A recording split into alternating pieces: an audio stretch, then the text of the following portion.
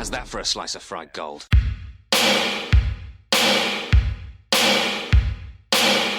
think this is a fucking costume? This is a way of life. I'll be back. Just a flesh wound. I'm not gonna hurt you. I'm just gonna bash your brains. Take your sticking paws off me, you damn dirty ape! I'm sorry, Ben. I'm afraid I can't do that. It's alive! It's alive! It's alive! I guess everyone's entitled to one good scare, huh? Well, hello, and welcome to Cinema Shock. It's the podcast exploring the story. That popped Todd way more than I thought it would. He got way excited about that. This is the podcast exploring the stories behind your favorite cult genre films. We do all the research so that you don't have to. We're the three guys that tell you everything you need to know about your favorite movies and the people who made them, so that the next time you're caught up in a nerdy movie conversation, not only will you know what is going on, you might actually be the expert. I'm one of your hosts, Gary Horne. Hey, I'm your other host, film historian Justin Bishop. And I'm writer-comedian Mr. Todd A. Davis. With great podcast comes great researchability. Thank you for joining us for our very special first episode covering Sam Raimi's Spider-Man trilogy. Yeah, we're doing it. Woo! Here we go. Here we are. We are, 80-something episodes in? I've lost count at this point. I have to, every time I post one of these episodes on our server to send out the new episodes, I have to double check which episode number it is because I never know. But we're around 82, I don't know, 81, 82. We're somewhere in there. And we're finally talking about some Marvel movies, not the MCU. That'll probably never happen. But of course, that'd be a whole podcast on its own at this point. So, of course, this is not our first foray into the world of comic book movies. If you're a longtime listener, then you might remember that back when we first launched the podcast, our second ever series covered Christopher Nolan's Batman movies. And we did that. We're kind of throwing a bone to Todd when we did that one because we had spent like 10 episodes talking about George Romero movies, and and I think Todd hated half of them. But so we're doing that again. We're throwing Todd a bone again because he this most recent series he actually left the podcast. So, so we decided we'd throw a comic book series in there. Now, we were always planning to do that. You know, when we did that Christopher Nolan series, though, we did that because, you know, Batman, if I'm not mistaken, would you call Batman your favorite comic book character, Todd? Or superhero? That's easy. That's an easy one. Batman's definitely my favorite. Yeah. So, I mean, you've got a Batman tattoo and a I do. I have a Batman tattoo. I'm not allowed to show anybody anymore. If that basically sets the bar of my level of fandom. I mean, based on where the tattoo is, that bar is pretty low. Based on the tattoo, it's also Batman and Robin, which we have not talked about. So. That's true. It's like Batman, like the Joel Schumacher Batman and Robin. Right. Yeah, I did like the Chris Nolan Batman, but like the Joel Schumacher Robin kind of together, so it looks a little tribal-ish. But yeah, I see. Okay, interesting choice, Todd. So, so we did get to talk about your favorite superhero, and now we're doing another series where we get to talk about Gary's favorite superhero. Yay, Gary. So earlier this year, when we did our Sam Raimi, the Entertainer series, we did promise to all of our listeners that we'd be back to discuss Raimi's Spider-Man trilogy.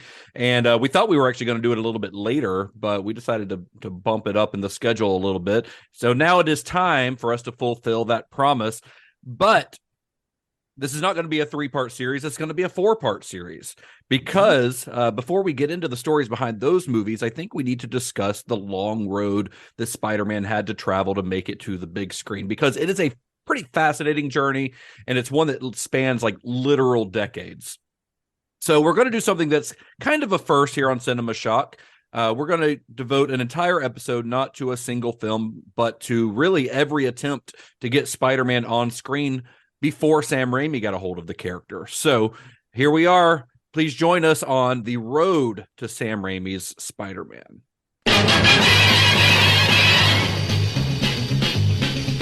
Spider-Man, Spider-Man, does whatever a spider can. Spins a web any size, catches thieves just like flies. Look out, here comes the Spider-Man. Is he strong? Listen, bud, he's got radioactive blood. Can he swing from a thread? Take a look overhead. Hey there goes the Spider-Man. Long road. Getting from there to here. I gotta stop saying the road to anything, because every time I do, it makes me think of that. So what is it about Spider-Man that makes the character so enduring? I mean, Marvel's universe is populated with a lot of extraordinary characters. You've got gods and monsters, super soldiers and mutants. But by pretty much every metric, the most popular character in Marvel's stable is a dorky teenage kid from Queens, New York. And that's kind of the key, I think. Peter Parker is just a kid who just so happened to get bit by a radioactive spider. He didn't get his powers from some, secret government experiment. He isn't from an alien planet. He wasn't born with super abilities. He's not a billionaire vigilante. He's just a guy. And I think that's part of the appeal of the character. The reason that Spider-Man is so beloved is because when he's not in his costume, he's just an ordinary guy who has ordinary problems like the rest of us. When he's Spider-Man, he might be fighting Doc Ock or the Green Goblin, but when he's Peter, he's dealing with girl problems, he's stressed about money, he's getting bullied at school, he's imperfect. And people around the world love him because, they can relate to that imperfection.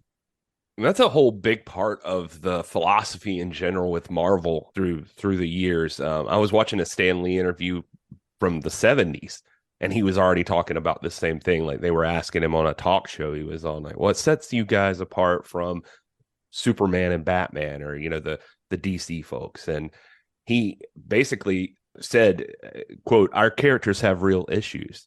Spider-Man can get an ingrown toenail, or his Aunt May won't let him go out without his galoshes on. He tears his costume up and he's got to figure out how to fix it. All things that aren't perfect. Our characters have feet made of clay. They're imperfect like us." And what's funny is I started doing that as a gag. It just kept me awake when I was writing stuff. But the college kids who started reading it, they loved it. And they looked at it all as satire on their regular lives. So after years of doing things with other characters, I realized the world is so funny now that you can just present things as they are and everybody will just appreciate it as satire. Yeah, and he also, famously sets Spider-Man specifically is in New York City. It's not in Gotham, or it's not in Metropolis. It's not in these made up cities. It's in a city that a lot of the people who read Spider-Man recognize. It's a real place that you can recognize landmarks and recognize real people. And I think that setting, especially as when we get into the Sam Raimi movies, the setting in New York is a vital part of that character. You saying that actually reminds me, now I've been like, I have a PS5 and I never played the Spider-Man game. I think it was from 4, not that it matters. But anyway, I've been playing it and I am obsessed with that game right now. And it is so freaking fun. But part of what is fun to me is that it is legitimately Manhattan Island and you are swinging through Manhattan Island. And just the swinging mechanics alone on that game are just fun. Like, and you get to do like the old Tony Hawk games. You can do tricks and stuff in the air and like you're just swinging through and you can find all the landmarks exactly where they would be. And that just makes it awesome. And like you get excited. You're like, I got to go climb to the top of the Empire State Building. Yeah, because why wouldn't you? I mean, if you had that power, of course you would try to do that. Right. Another thing that helps Spider-Man be more relatable than many other comic book characters is the mask that he wears. Because under the mask, he could be anybody. Yeah, sorry to cut you off there. I remembered speaking about Spider-Man, one of the artists who famously worked on Spider-Man, Todd McFarlane, actually in the commentary for Spawn in 1997 was actually talking about working for the big company Marvel. And he actually said that he had in mind a scene where there's a mugging and Spider-Man swoops in, webs the guy up, and the guy that he saves uses a racial slur about his attacker. And then Spider-Man pins the guy, the guy he just rescued, pins him against the wall and points to his mask and says, "What color do you think I am underneath this mask?" Huh, interesting. And and Marvel Comics has always been really good because things take place in a real world. They've always been able to kind of inject more relevant issues into those stories. Yeah, absolutely. I mean, Spider-Man kind of, like you're saying, he kind of transcends race. Yeah. A black kid or an Asian kid or a Latino kid who grows up loving Spider-Man, they can put on a Spider-Man costume at Halloween, and that kid becomes Spider-Man. Yeah, and let's not forget that scene in Into the Spider-Verse, which I found myself sitting in the theater watching that movie, and of course Stan Lee is there behind the counter working the counter, and I was just like, I am not about to cry in this Spider-Man movie. But it was kind of cool, like hearing him say those things of like, it always fits, that anybody can wear, just what you were just saying. Anybody can wear that costume and could be Nicolas Cage, could be a pig. Yep. Of course, not all of these attributes have been a part of Spidey's on-screen adventures over the years. In fact, I would argue that it wasn't until Sam Raimi got a hold of the character that we had an on-screen Spider-Man that truly felt like the character that Stan Lee and Steve Ditko created more than 60 years ago. But it certainly was not for lack of trying. As we'll discuss over the course of this episode, it was a long and winding road to finally get Spider-Man onto the big screen. Don't you fucking do it. I could see it in your eyes. I could see it. I actually was going to do it if he didn't do it this time. How many ways can we fuck with Justin Bishop? So Stan Lee and Steve Ditko, they came up with the idea for Spider-Man in 1962. Now, as we all know, Stan Lee was prone to, let's say, a bit of embellishment. What? Come on. The origin story for how he created Spider-Man, it's changed a little bit here and there over the years. But the way it usually goes is that while brainstorming ideas for a new comic book hero, Lee saw an insect crawling across the wall in his office. Sometimes when he tells that story, it's a spider. Other times it's a fly. But regardless, he liked the idea of a hero that could, stick to surfaces, walk across walls, maybe shoot some webs. So he goes over a few possible names. Insect Man, Mosquito Man, Fly Man, those all suck. He hated all of those names because they're terrible. But when he landed on the name Spider-Man, something like kind of clicked. It kind of worked for him. So he excitedly ran to pitch the concept to his publisher, a guy named Martin Goodman, who quickly told him, Stan, that's the worst idea I've ever heard. and he went on to explain why. He's like, first of all, you can't make the guy a spider. People hate spiders, right, Gary? People hate spiders. That is true. It's odd. Second, Spider-Man's my favorite, and I hate spiders. So, second of all, he's like, it can't be a teenager because teenagers can only be sidekicks. And third, he can't have personal problems because he's supposed to be a superhero. And he actually asked Stan Lee, he said, don't you know what a superhero is? Now, obviously, Stan Lee knew what a superhero was because this wasn't like his first rodeo. By this point in his career, he had already created the Fantastic Four and the Incredible Hulk. And Lee was pretty confident in his idea for Spider-Man, but he kind of left that meeting feeling kind of defeated. But truth be told, Goodman had a point about teenagers in comics. A lot of times, a couple of famous examples, but it lends to Marty's argument there. You had Bucky, you had Superboy, Aqualad, Wonder Girl, and I, not to take the wind out of your sails, but like the kids in Archie, it's all teenagers, but none of them are really the big main draw, the big headliner, the big name on the marquee. I mean, except for Archie, but those aren't superhero comics. You've got right. That's pretty much where you saw teenagers in comics was in the pages of Archie, or you mentioned all these sidekicks. I think the most prominent was Robin, the Boy Wonder, in the Batman comics, but he didn't have his own comic book at the time. I mean, he would later, but he didn't at the time. At the time, he was just like this kid who hung out with Batman, basically. But in his underwear. In his underwear. Yeah, totally normal for a single billionaire to have a boy running around in his underwear. Bruce Epstein.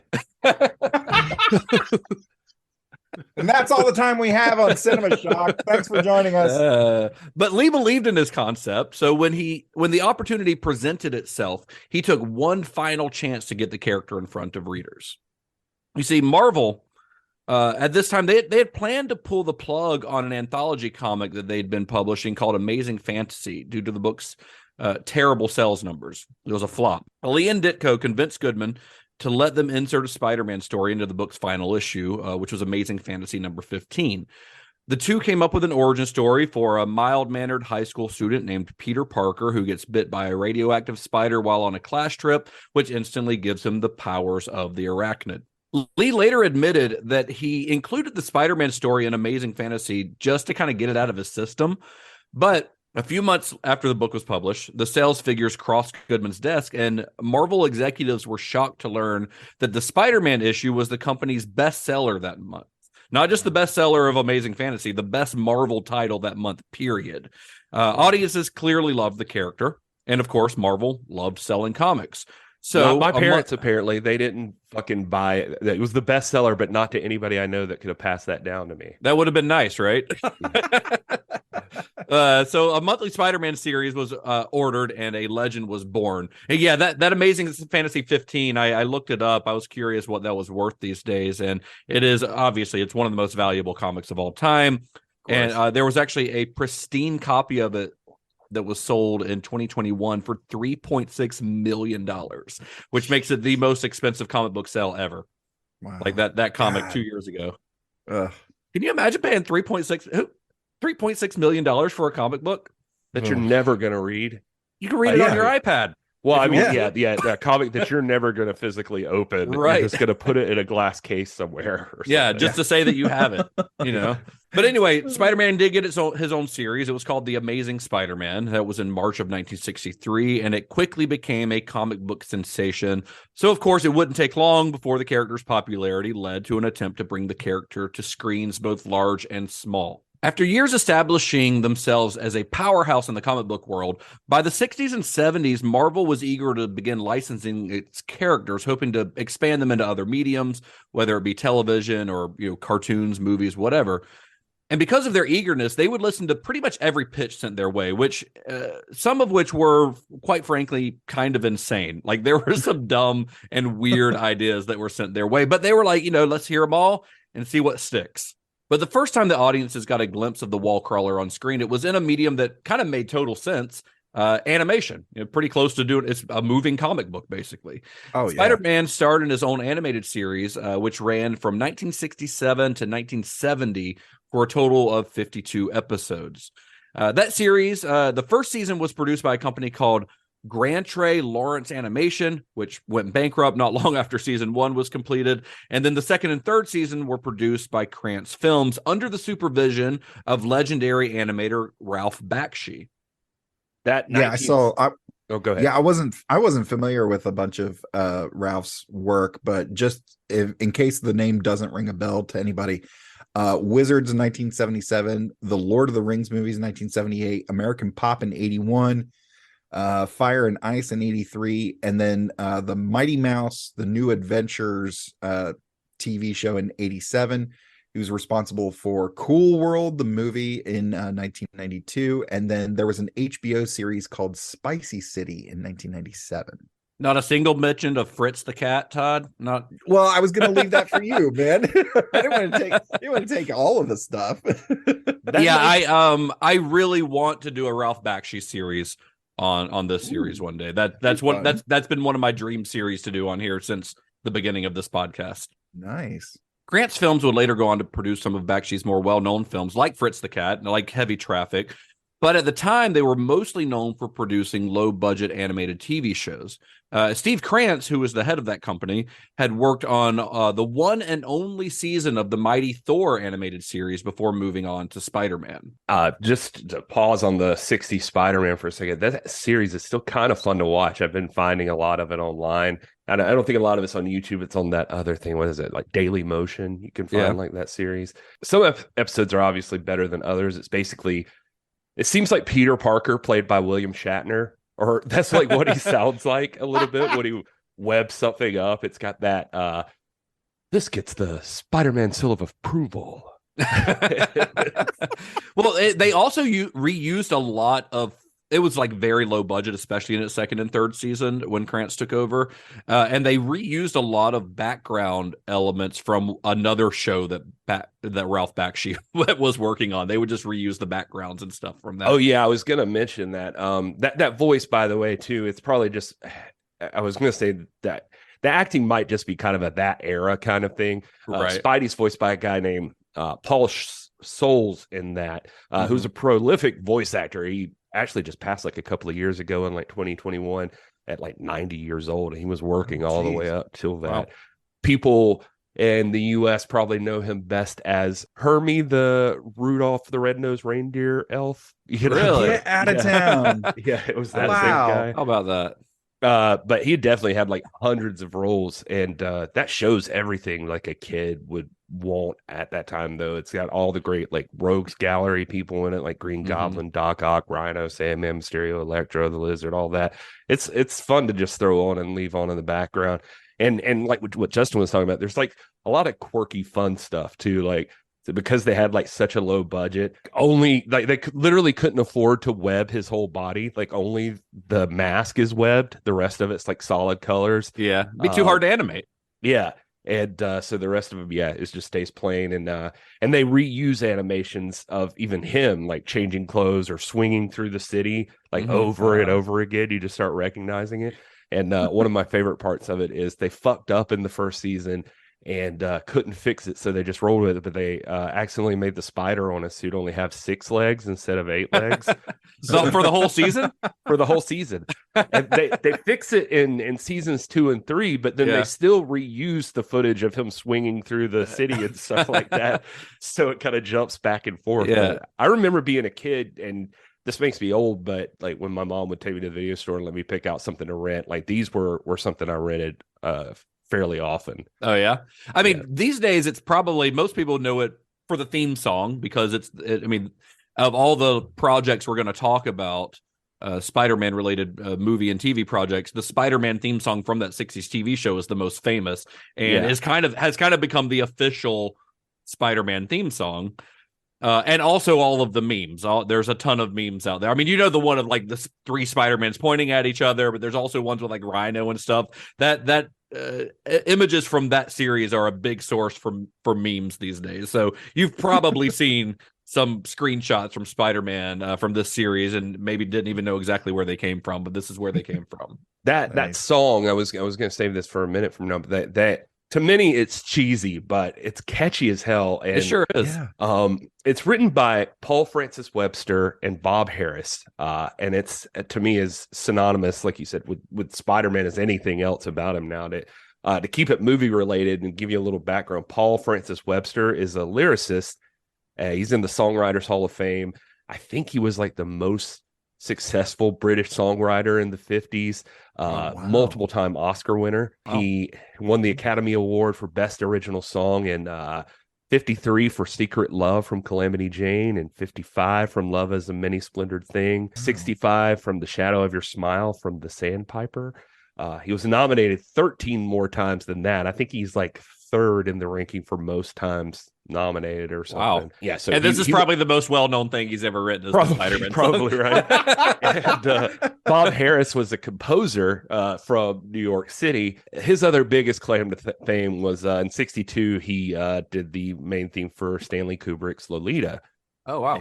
And, so yeah, song's been covered like a million times, most famously probably the Ramones. But like Michael Bublé, Aerosmith, the Distillers, everybody. Homer Simpson has done it with Spider Pig. But I could be wrong, but I don't think anybody's left it out in the movie world of Spider-Man. Certainly not Sam Raimi. He will not forget about it. Not at all. Yeah, it's as much of part as lore. You know, Sam Raimi grew up watching that show. Yeah. Well, so this was not Krantz's only attempt to produce a Spider-Man project, Steve Krantz. So a few years later, 1975, he had the idea to produce a Spider-Man feature film. This would have been the very first Spider-Man feature film, their very first attempt to make a Spider-Man feature film. He described his version of a Spider-Man movie as a musical fantasy picture when he pitched the idea to Stan Lee. And his dream casting for the role of Peter Parker would have been either Mick Jagger or Elton John. Noting Wet me up, baby. I'm just thinking. Hold on, what is? Wet me close to tiny spider. Nice. Oh man, Gary sings the hits. Improv king Gary Horne. But he noted in his letter to Stan Lee when he was making this pitch, he's like, hiring either of these guys would lead to a huge departure from the source material because this is a quote from that letter. In the comic book, Spider-Man doesn't sing or dance. And I'm really glad he decided that he needed to include that bit of information in a letter to Stan Lee. Like, just in case you didn't know, Stan. Honestly, I could see Elton John more as a Doc Ock than Peter Parker. He looks like Doc Ock. He looks like Doc Ock. They have the same haircut in the 90s, you know? Yeah, and those glasses and stuff. Yeah, like you can see Elton John wearing well, thankfully, this idea never got off the ground, but I do have to admit that I would have loved to see this. And honestly, like knowing what happens in Spider-Man 3, I think that would have been worth seeing. Like seeing these guys, one of these guys is Spider-Man, as opposed to what we got in Spider-Man 3. Is that a diss on emo Spider-Man? Yes, How absolutely. dare you? That scene might be the most famous of the Spider-Man 3 scenes. Oh, yeah. We'll get to that in a few weeks. So while that version of Spider-Man would have been absolutely wild, the character's first real on-screen success would only be slightly less odd. In 1978, the Tokyo-based Toei company created their own live-action Spider-Man TV series, and let me tell you, it has to be seen to be believed. It really does. It might sound like a sure deal today, but at the time, Toei signing on to produce a Spider-Man TV series was a pretty risky move. At that time, Toei was mostly known for distributing anime and live-action manga dramas, although they had helped to shepherd the seminal tokusatsu series Kamen Rider earlier in the decade. But what really made this so risky for them was that in Japan at that time, nobody really gave a shit about Spider-Man. And the guy who has to be credited, really, for helping to bring the character to Japanese audiences was an American named Gene Pelk. He lived in Japan with his wife. I think his wife was Japanese, if I'm not mistaken. Yeah. So he lived there back in her home country, and he had been a fan of Marvel Comics for years. He calls Stan Lee his hero, and he recognized an untapped market. Japan was a country that loved comic books more than any other country maybe in the world. They loved comic books, but they loved their own comic books. They loved manga, and American titles like the ones Marvel was producing were just not popular there. Yeah, I think if you look at especially comics that were coming out around that time, there wasn't a real great balance of art versus words on the page. And basically, American comics were designed to be read, whereas Japanese comics, Japanese manga is designed to be looked at. It's designed to be viewed. It's designed to be felt. It's a lot more action. Yeah, tons of action, big, the panels are, bigger and contain, so much more dramatic poses and action scenes and stuff like that. So yeah, it's there was a big difference in the style, but yeah, that's probably the reason they didn't like ours. Yeah. But Pelk also recognized that his kids love Japanese TV shows like Kamen Rider, despite not understanding the language. But they just like watching it. It was fun watching the action and stuff. So he saw the potential for a superhero like Spider-Man in a similar show. So he contacted Marvel. He calls them up, told them his idea, and they were kind of down to give it a shot. Remember, they're listening to every pitch that comes to them at this point. So they gave Pelk the go-ahead to pitch his idea to some Japanese studios.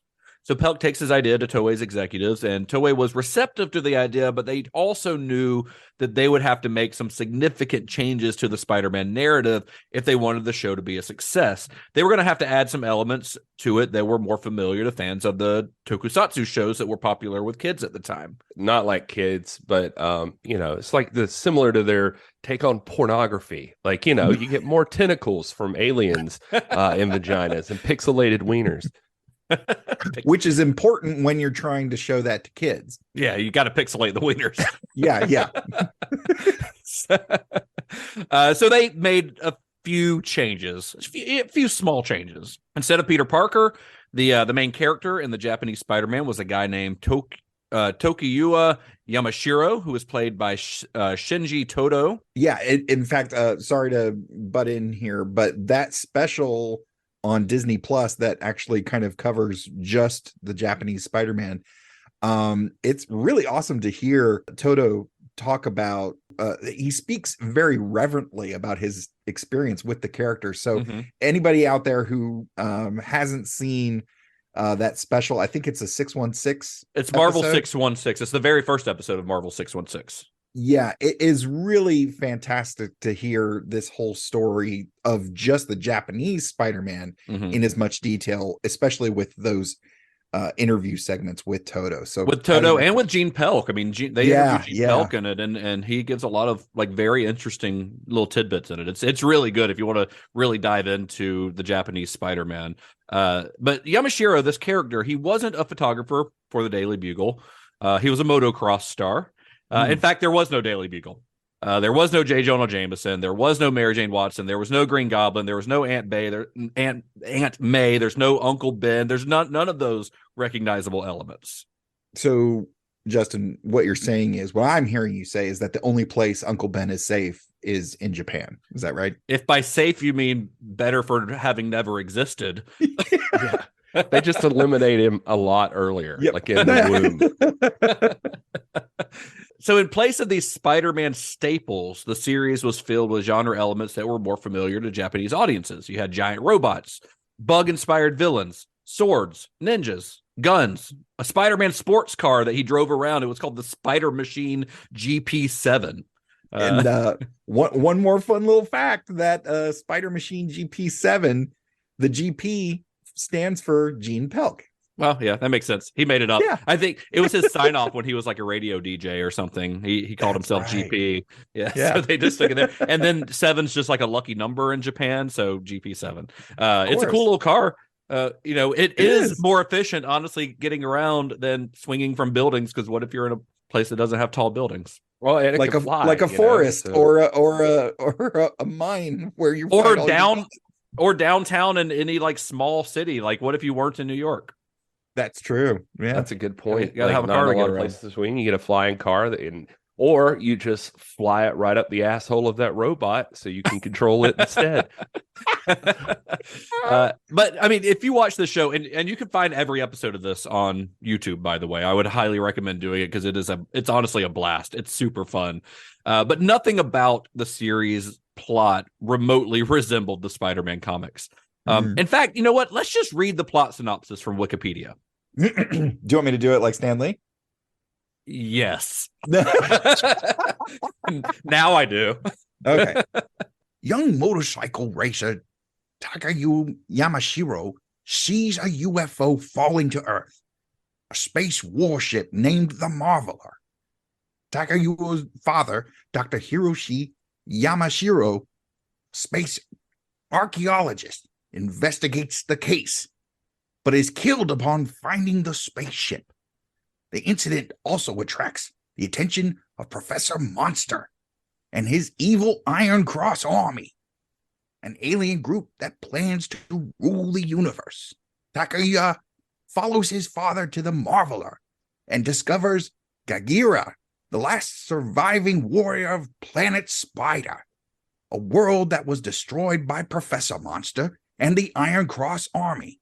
Garia explains that he was hunting Professor Monster, but now needs someone to carry on the fight, and he injects Takayua with some of his own blood.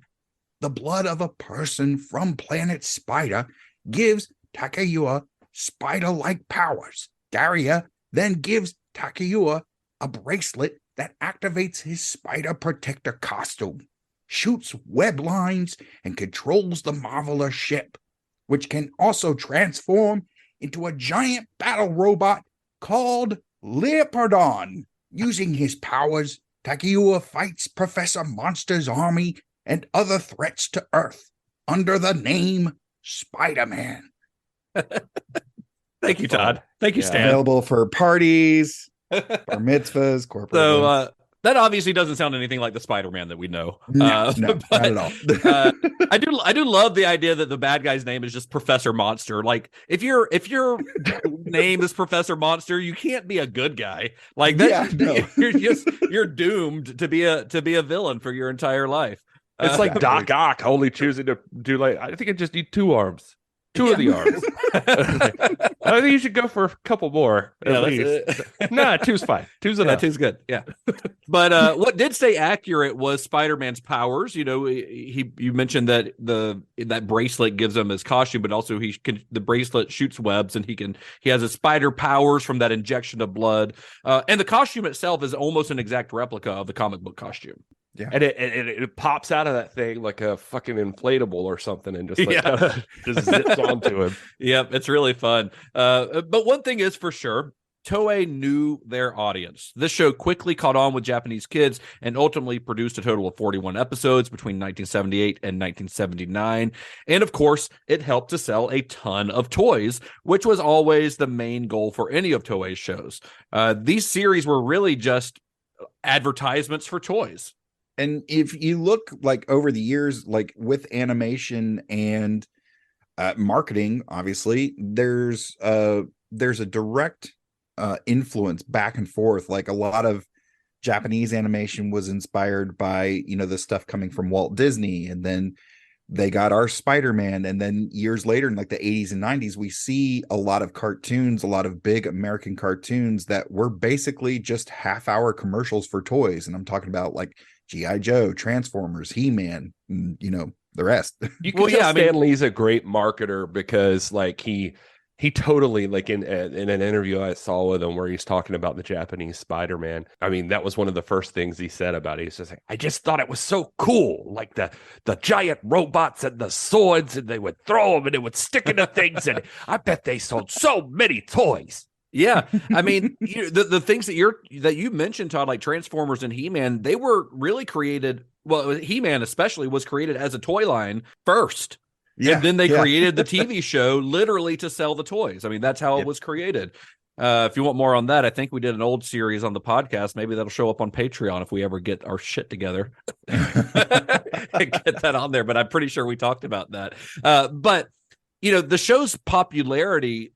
Not only helped to sell toys in Japan, but it really helped to turn Spider-Man into a global brand, which is very important to its story. Now, here's an extra little bit of trivia.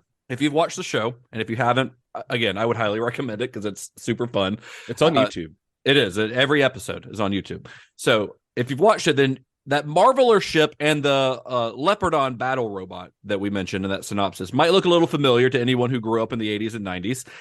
The sales for that Leopardon toy, the toy of that robot, they were so strong that Toei decided to use that concept again for another one of their series called Super Sentai.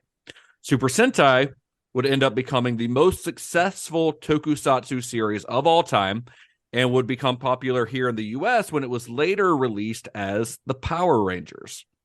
So that's the Mighty Morphin Power Rangers. The Mighty Morphin Power Rangers. Sorry, that's the full title. Thank you, Gary. So without the Japanese Spider-Man, we'd have no Power Rangers. And we also probably wouldn't have, Transformers or Voltron or hell, Gundam Wing or any of these other shows that all kind of started. Oddly enough, Kamen Rider came first, but the giant robot thing seems to have come from Spider-Man. Isn't that weird? Yeah, it's wild. That is weird. It would be interesting to explore that history, but yeah, that's crazy to think about that it had that much influence over there. Yeah, I know. Yeah, for something that was not even available to watch here in the U.S. for decades. All right, so here's a little side story before we move on. While the Japanese Spider-Man show was the first successful version of the character in live action, technically the first actor to play a live action Spider-Man was a dancer named Danny Seagren. Seagren played Spider-Man on the children's TV show The Electric Company in a recurring segment called Spidey Super Stories, where the cast of The Electric Company would play various roles. And each segment ran about 5 minutes. They did a total of 29 episodes produced between 1974 and 1977. And unlike other versions of Spider-Man, this version didn't actually speak out loud because, the Electric Company was an educational show. So Spider-Man only communicated in speech bubbles in order to encourage its young viewers to read. Nice. There is a narrator, though, that sounds a little like Morgan Freeman. It's not, unfortunately, but... Did you look it up? Yeah. I found some old video of him where I think the one I watched most recently, he met the spoiler who... tried to give someone a rubber glove the guy who just ruins sandwich. movies. No, he tried to give someone a rubber glove sandwich. So it was a sandwich that had a literal rubber glove in it, and so Spider-Man has to hunt him down, and it's the spoiler. And so what it does is it tries to make it more like a comic book, and it's like certain panels come to life, basically. So they'll like do stuff, and then it'll like go to the art, like actual art. One of the artists must have drawn it or something. But so they'll like do the stuff, and like the spoiler gets on top of Spider-Man and is about to defeat him. And the actors actually just stop moving, but you can see them kind of shaking. Yeah. They're just sitting there. They act like it's a comic panel. And then it finally moves to the next panel, which is actual drawing and stuff. It's real weird. It's got a new song, too, that I haven't heard reused. It's like very disco. Of course, this was 1974. Before we move on, Gary, rubber glove sandwich, isn't that a sex move Jen taught you? That's all the time we have on to be fair, I taught her. Okay. Just so you know. Or we collabed. Yeah, We collaborated on that. All right. So I'm sure you're asking yourself, isn't this episode supposed to be about Spider-Man on the big screen? And we're doing all this talk about TV shows. Well, I promise we're getting there. This is we're on a journey here. This is the road to Spider-Man. So, there's a lot of detours. Yeah, and it's a long road getting from there to here. Boy, there it is. Thanks, everybody. So the 60s and 70s were a pretty popular time for comic book characters on television, with Batman and Robin, Wonder Woman, and the Incredible Hulk all starring in their own hit TV series. So it only seemed natural to add Spider-Man to that list. So created by the prolific television writer Alvin Boritz, The Amazing Spider-Man premiered in September of 1977. This is a live-action Spider-Man show, and unlike the Japanese version, this show adhered pretty closely to the comic books, mostly. Peter worked as a photojournalist. He wasn't a high school student. He was like 30 years old, but he was still a photographer, at least, And then you had familiar characters like Aunt May and J. Jonah Jameson appearing in it. The actor who played Spider-Man, or who played Peter Parker, I guess, was Nicholas Hammond. He's best known as Friedrich von Trapp in The Sound of Music, oddly enough. Other than Spider-Man, that's his most well-known role. People think Spider-Man Turn Off the Dark was like some unique concept, but people have been like really itching Spider-Man into musical theater for as long as he's been around. and technically, Hammond gets credit for playing the first live-action movie Spider-Man as well, because multiple feature-length episodes of The Amazing Spider-Man were packaged as films and released in international markets and movie theaters from 1977 to 1981. So there's an entire generation of people outside of the U.S. who grew up with Hammond playing Spider-Man on the big screen. Oh man, that's awesome. Yeah, it's pretty neat. I think there's 3 or 4 of the movies. You can find the names of them on Wikipedia, I think.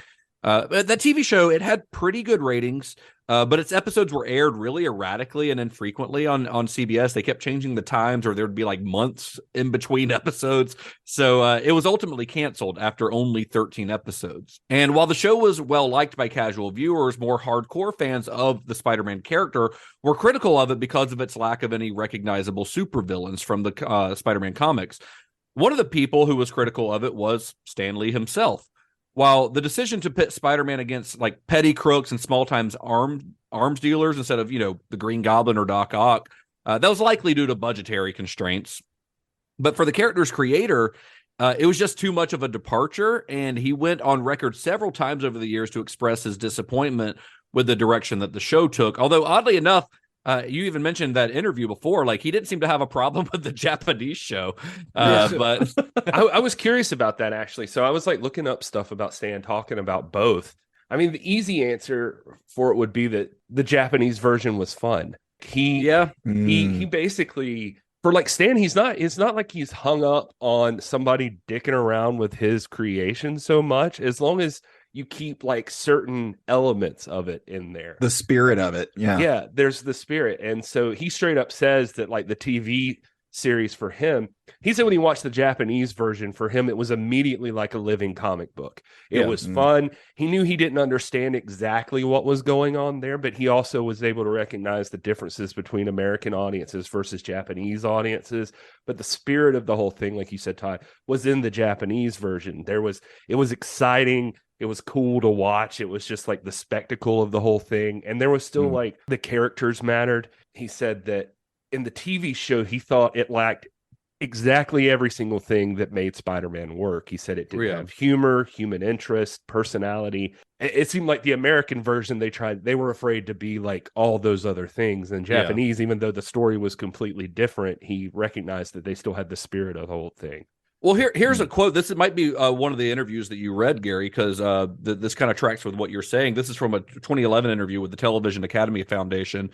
He said, with Spider-Man, I felt that the people who did the live-action series left out the very elements that made the comic book popular. They left out the humor. They left out the human interest in playing up the personality and characterizations and personal problems. To me, it was just a one-dimensional show. Yeah. So that's kind of where he's coming from. And it was kind of, even though those characters, and it works sometimes with, like you could say the Incredible Hulk works, right? Like it's kind of a sad story. It's kind of a inherently sad character anyway, though. And Spider-Man is not.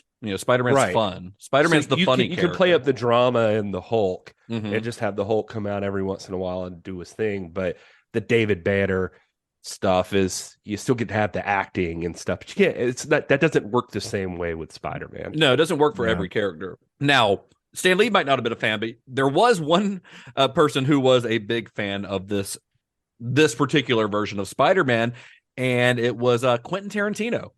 Quentin Tarantino grew up loving this show when he was a kid, and that actually ultimately led to Nicholas Hammond getting a small role in Once Upon a Time in Hollywood. He's the movie director, the guy with the like bright silver hair with the big glasses. When when they're making the movie, the scene where Leonardo DiCaprio where they're making the movie at the beginning where he fucks up his line and gets mad at himself in his trailer. The director of that film is Nicholas Hammond, and Tarantino cast him because he was a fan. Props to Tarantino that you just mentioned that scene, and I started laughing to myself about Leonardo DiCaprio in that trailer. So props to both those guys. But and that's a good point too. One thing that Stanley did compliment the show on that he loved about the Japanese version and the American TV version, he said that nobody tried to skirt around with some of the wall crawling. Like he was fascinated by the wall crawling in both, that they actually didn't even try to animate or computer generate back then you couldn't really do that same thing, but it was like they kind of did it the same way that Batman and Robin walked up walls on the Batman TV show. Where he talked about he loved the stunt kind of stuff on. Yeah. All right, so we're gonna fast forward a little bit. Early 1980s. And Stan Lee begins reaching out to Hollywood to try to get someone to bring some of Marvel's most popular characters to the big screen. Now, it's hard to believe. It's weird talking about this now because it's really hard to believe in today's comic book saturated world. But at the time, he wasn't having a lot of luck. Nobody wanted to make comic book movies. Aside from Richard Donner's Superman in 1978 and its first sequel, which is all that was out at the time, the studios weren't really interested in going to the world of comic book superheroes to find their next film project. And because of this, a lot of the early attempts at Spider-Man movies were filled with false starts. First, there's that Steve Krantz attempt that I mentioned earlier, the one with Elton John playing Spider-Man. Then for a while... Wait, that's the wrong one. No, that's the Mick Jagger. Wear me closer, tiny spider.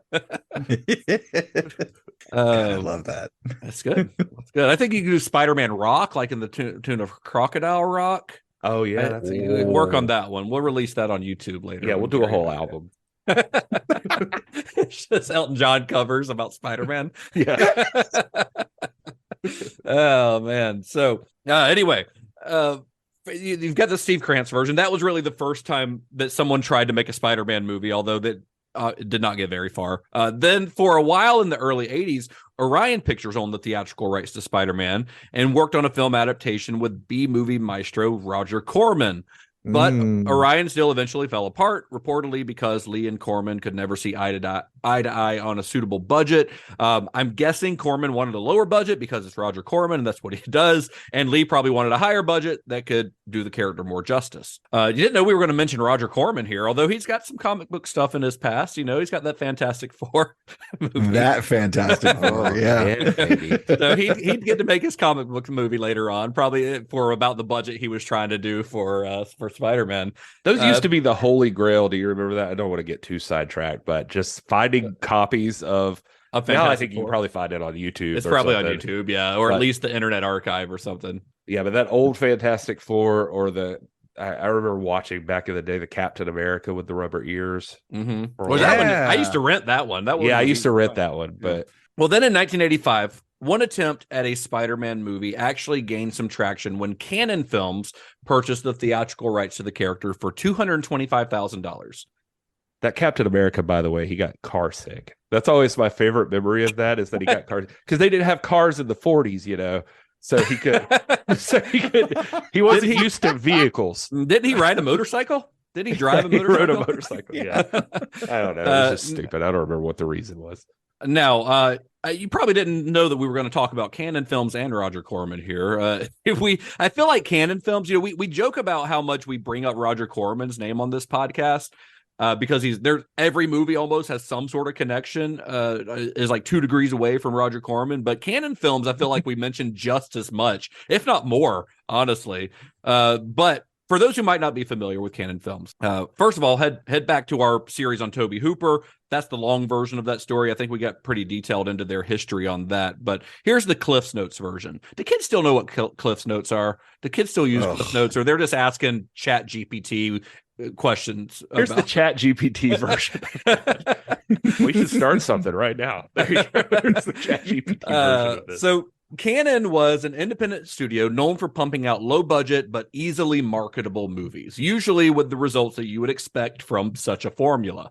The Canon films that we're most familiar with, the version of the studio that we're most familiar with, was really born in 1979. The studio itself was founded many years earlier, back in the 60s. But when we think of Canon Films, the one we're thinking of is the one that was really reborn in 1979, when Israeli cousins Menahem Golan and Yoram Globus purchased the fledgling studio for $500,000.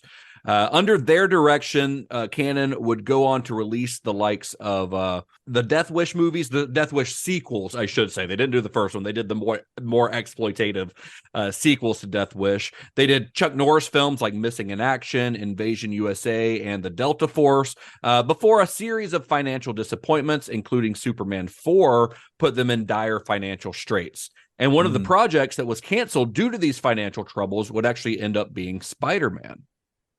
So Golan and Globus's initial pitch for a Spider-Man movie proves that they didn't know a whole lot about the material that they'd spent nearly $250,000 to buy. They just knew that it was famous.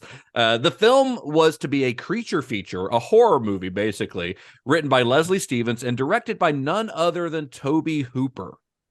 I mean, I'm in. It'll be a joke, but let's do it. Hey, you know what? And this is during, to take it back to that Tobe Hooper series, this is around the time of, when he was under contract with Canon. So we did a whole series, Tobe Hooper, The Canon Years, about the 3 movies that he made for them. This could have been one of those movies. Wow. It's weird to think about, but and going back to Missing in Action, Invasion USA, the Death Wish sequels, especially 3, all those movies are fantastic. And literally last week, I just watched Cobra, and oh God, those movies are so good. And on one hand, you think this sounds like a stupid idea, but one thing they would probably get are the quips, because all of these movies, the action stars make the one-liners, quips, the one-liners throughout the whole thing. So I could give them that, but they would have probably cast Sylvester Stallone. Or Chuck Norris. But because these guys they'd grown up in Israel, and they hadn't really read any Spider-Man comics. So because of this, Golan and Globus naturally assumed that a Spider-Man was akin to, let's say, a Wolfman, where a man is transformed into a giant man-spider hybrid. Makes sense, right? Yeah, of course. So in this version of the story, Peter Parker is bombarded with radiation by a mad scientist named Dr. Zork, which causes him to mutate into the aforementioned man-spider. Once this happens, Zork tries to get Peter to lead an army of creatures, his other creations, these other, human-animal hybrids that he'd created. He wants Peter to lead this army against humanity. Peter turns down the offer and instead spends the rest of the movie battling each of Zork's other monsters, which, to be fair, sounds awesome. I mean, I would watch the hell out of that movie, but it certainly does not sound like Spider-Man. No. It's weird to think about too that they're probably like having these discussions about like, let's do Spider-Man. They're like, well, we don't have much of a budget for this, and they're like, I wanted to turn him into a spider and have a shit ton of monsters in there that he fights. We'll make something work. Like, yeah, I mean, and they get Tom Savini or somebody to do, or Rob Bottin to do the effects of the spider transformation. It could have been cool, but it wouldn't have been a Spider-Man movie. Right. Well, it seems like it's almost with every single one of these things so far. It's been like, why do you need Spider-Man? Like, yeah, right. Just made your own shit. Exactly. So, I mean, it honestly kind of sounds like a take on The Fly. Yeah, I was just thinking that. I was like, oh man, I wonder if David Cronenberg could have cranked out a brief shout out. Really I think wild. part of the reason is just answering my own question right now, just thinking about it, is that Steve Ditko deserves a lot of fucking love for that costume design, right? Yeah, that's true. It's iconic. People want that fucking costume. Mm-hmm. That's what they want. Yeah. Well, so if Stan Lee hated the TV show version, the American TV show version of Spider-Man, which at least somewhat resembled his creation, what do you think he thought of this version, the Tobe Hooper Canon Films version of it? Well, he hated it. He hated it, and thankfully he was able to step in and keep it from getting made. And then Lee was able to convince Cannon to work on a script with a couple of writers that he'd come to know, named Ted Newsom and John Brancato. I feel sorry for Stan Lee because all this time, like, he's been working so hard, and he's like, guys, I'm not beholden to any storyline. I let the Japanese do whatever, but this makes me cry and want to throw up. It sounds terrible. Lee took a liking to these two writers. Not long after meeting them, he just kind of clicked with them. And in sort of a trial run, he gave them an assignment to write a script for Sergeant Fury and his Howling Commandos. Lee loved that script, and that kind of let Lee know that these two, like, these were the guys who should work on a Spider-Man script. He's like, these guys get it, you know? He figured that these were the guys who could do it and do it right. So he lets this writing team take a crack at Spider-Man. And once again, when they come back with the script, he loves it. It was everything Lee wanted from a Spider-Man movie. It was a clear adaptation of the comics with Peter's origin story intact. It had recognizable villains, including Dr. Otto Octavius as the film's main bad guy. And, you know, reading a little bit about this script, it also seems that it was very much a product of its time. I mean, yeah, it was a Spider-Man movie, but it was also very clearly a 1980s Spider-Man movie. For starters, the actor who the writer, you know, when they're writing it, they're picturing an actor as Spider-Man. They pictured John Cusack in the Peter Parker role. John Cusack at the time, he was hot off of roles in films like 16 Candles, Better Off Dead, Stand By Me. Kind of makes sense, you know? I can picture him. Yeah, I can picture him, especially like an 80s version, like Say Anything era John Cusack. I could see him as Spider-Man. And then they in another very 80s scene, they wrote in a segment where Spider-Man guest stars on Letterman to do some stupid human tricks. And then in the classic comic book sequence where Peter uses his powers in a wrestling match, Brancato and Newsom included in the script a gentleman by the name of Hulk Hogan. Not a Hulk Hogan type character or a character loosely based on Hulk Hogan. They literally wrote the Hulkster into the script. And Hogan was apparently friends with Stan Lee, so they were pretty sure they could get him into the movie. So they were confident that they could actually get Hulk Hogan, so they literally wrote him in there. Well, let me tell you something, Webhead. You've been swinging around New York, dude. But Hulkamania is about to run wild on you. That would have been in the movie. That scene would have been in the movie. Right. The Hulk and Marvel relationship goes back for forever, I guess. Because even, the Hulk Hogan, Hulk comes from the Incredible Hulk. Yeah. And, but it is actually funny. I was looking into this, just trying to see like the actual connection here, and didn't necessarily find anything, except that it's funny that Stan Lee and Jack Kirby, those guys were like just really fond of the name Hulk. Like they had used it multiple times. And there was a Two Gun Kid story in the 1960s, Gunsmoke Western number 63. But the Two Gun Kid, the big bad that he has to go up against in that issue is Hulk Hogan. Oh, that's the character's name? Yeah, wow. It's the character's name. He's just a big badass cowboy. Huh. And, well, I mean, Stan Lee was kind of friends with a lot of these bodybuilder types because he had become friends with Lou Ferrigno through the Incredible Hulk TV series. So all of these like big muscular guys, they all loved Stan Lee. Like they looked up to him, even though he was like this nerdy kid from New York and, you know, this little skinny guy. But all these like big macho bodybuilder types all like loved Stan Lee. Let me tell you something from hanging out with wrestlers is they're all nerds. Every single one of them is most of them are still nerds because they love grew comic up, books. They grew up as wrestling fans. Yeah, they grew up as wrestling fans. Exactly. They just decided to get built and do something about it. And so I actually, in looking at the stuff from the script on this one, I actually even understood the Letterman bit. Like I thought it made a lot of sense. It was actually kind of cool to me because he does the wrestling thing. And then he gets picked up by an agent who like promises him a bunch of money. Like I can get you gigs and stuff like that. And so like Spidey's like a regular issue for him in the comics is not having enough money. He's always broke and like figuring out how he's going to pay rent. So he takes on the agent and gets booked on Letterman. And so it all kind of makes sense. And then it's like, I think it's after that in that script where it's kind of the same deal. He's like on a payphone, lets a crook slide past him. And then later on, Uncle Ben gets carjacked, and it's by the same criminal that he let through and all that stuff. So did you read the script?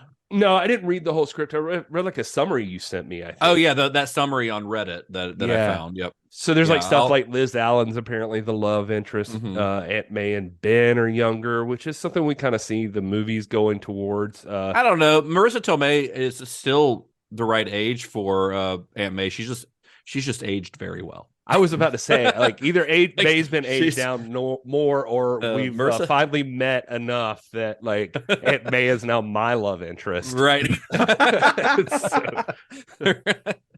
So while this script sounds like it would have made a pretty great big screen introduction for Spider-Man, it just wasn't meant to be, especially at canon. Because remember, it's the mid-1980s.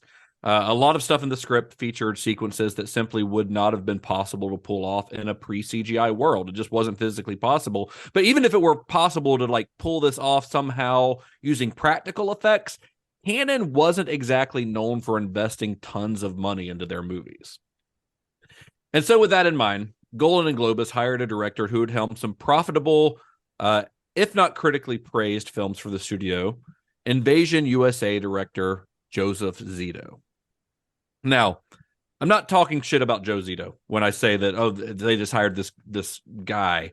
I love Joe Zito. I love Joe Zito's movies. This is the guy who gave us Friday the 13th, The Final Chapter, which is a great one. It's especially if you like gore. That's one of the gorier ones. That led to Canon hiring him to direct Missing in Action and Invasion USA.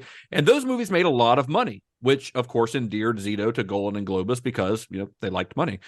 So after reading in the trades that Canon had acquired the rights to Spider-Man, Zito actually approached Golan in an elevator at Canon's offices one day, and he told him, he said, "I want Spider-Man."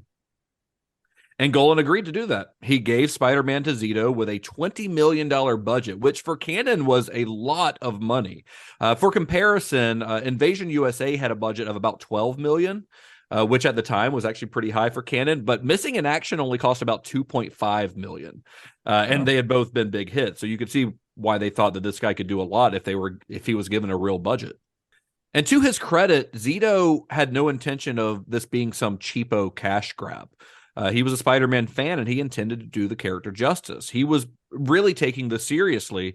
So pre-production began, and Zito traveled to Canon's studio in London, and he started assembling his crew, who spent weeks testing ways to showcase Spidey's comic book powers on screen.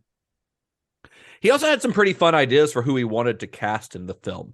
He had like his dream cast set, For Doc Ock, he wanted Bob Hoskins. Nice. For Aunt May, he envisioned Katharine Hepburn or Lauren Bacall. There's your star power right there. Right? That's what great casting. I mean, if you can get those if you are can awesome. cast Katharine Hepburn or Lauren Bacall in any role in the movie, yeah, let's go for it, Well, that's why he needs the $20 million budget, apparently. Yeah, exactly. Yeah. And for Peter Parker, he wanted Tom Cruise. Don't we all? Okay. This is 80s Tom Cruise. And I think, that's actually... Yeah. Yeah, That's actually yeah, pretty you're great probably casting. right. I mean, this is Tom Cruise. This is before, he wasn't the megastar that he is today, but he was well on his way. I mean, he had already appeared in Francis Ford Coppola's The Outsiders. He'd already been in All the Right Moves, and he had just scored a massive hit with Risky Business. That was his biggest film to date. But what Zito didn't know when he was dreaming about casting Cruise was that Tom Cruise was about to become one of the biggest movie stars in the world. Because in May of 1986, this is like while they're planning all of this, Top Gun gets released, propelling Cruise to superstardom and probably killing any chance that Zito might have had in getting him cast as Peter Parker. But think if that had happened, like Tom Cruise as Spider-Man in a 1986 movie, it could have been good because him at that time, and he's Tom Cruise is a little guy. He's like 5'6" or something.